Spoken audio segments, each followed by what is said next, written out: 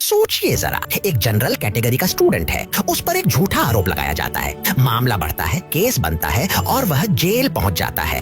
फिर कुछ समय बाद सच्चाई सामने आती है, लेकिन तब तक बहुत देर हो चुकी होती है। जिसने झूठा आरोप लगाया उस पर कोई कार्रवाई नहीं और जिसका भविष्य बर्बाद हुआ उसके लिए कोई जवाब नहीं। यही डर आज कई छात्रों के मन में है। यूजीसी 2026 की नई गाइडलाइंस को लेकर सरकार का तर्क साफ है। पिछले कुछ सालों में कैंपस में भेदभाव की कई शिकायतें आई।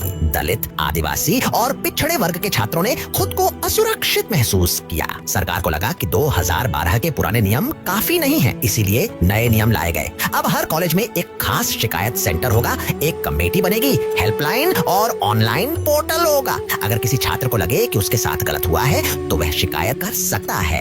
कॉलेज को 15 से 30 दिनों में जांच पूरी करनी होगी। लेकिन इसी के साथ जनरल कैटेगरी के छात्रों की चिंता भी बढ़ गई है।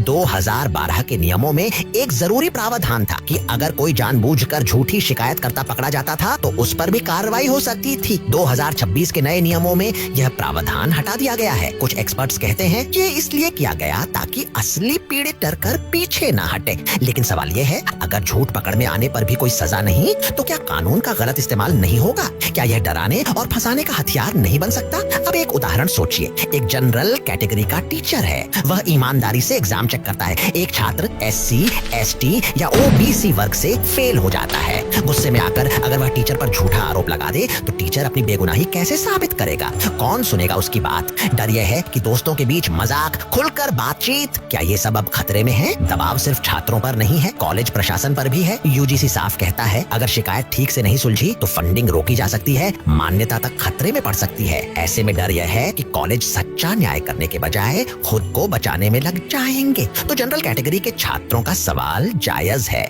अगर हम गलत फंसा दिए गए तो अपनी बात कहने का मौका कहाँ है? बेगुनाही साबित कैसे करेंगे? क्या लोकतंत्र का मतलब यह है कि एक वर्ग को सुरक्षित करने के लिए दूसरे वर्ग को डर में डाल दिया जाए? भेदभाव खत्म होना चाहिए। सख्त कानून जरूरी है, लेकिन न्याय वही है जो सबके लिए बराबर हो। यूजीसी को इन नियमों में ऐसा संतुलन बनाना होगा जहां पीड़ित को पूरा संरक्षण मिले और निर्दोष को बर्बाद न होना पड़े। जय हिंद, जय भारत।